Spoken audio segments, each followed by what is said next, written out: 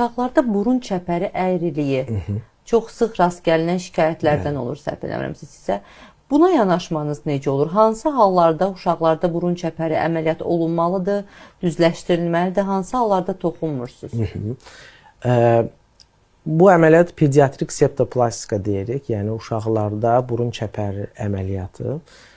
Biz ümumiyyətlə deyim ki, niyə çalışırıq uşaqlarda burun çəpərini əməliyyat etmək? Çünki burnumuz 18 yaşa kimi formalaşır və formalaşma nöqtələri var, bitişmə nöqtələri var. Biz çalışırıq ki, formalaşma müddətində bu nöqtələrə əl vurmayaq. Vurduğumuz halda da əlbəttə ki, oranı zədələyərək burnun forması dəyişə bilər inkişaf müddətində və növbəti illərdə yenidən əməliyyat ehtiyacı ola bilər. Bu bir. Və nəzərə almalıyıq ki, uşağın selikli qişası, qığırdağı və sümüyü çox nazikdir, həssasdır. Əməliyyat zamanı da ciddi bir travmalara səbəb ola bilər, iatrogen travmalara. Yəni həkim tərəfindən hər hansı bir travmalar müşahidə oluna bilər.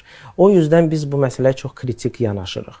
Hansı hallarda əməliyyat etməliyik? Əgər kəskin septum deviasiya, çəpər əyriliyi varsa, məsələn, bəzən olur ki, S formalı çəpər əyrilikləri, yəni hər iki tərəfli və yaxud da uşağın inkişafında ciddi bir fəsadlar verirsə, məsələn, uşaq burnunla heç cür nəfəs ala bilmir, ağzı açıqdır, hətta o vəziyyətə gəlir ki, çənəsi belə hər zaman açıq şəkildə, alt çənəsi açıq şəkildə gəzir.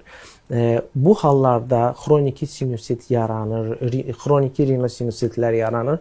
Bu hallarda əlbəttə ki, biz minimal invaziv bir septoplastika etməyə çalışırıq.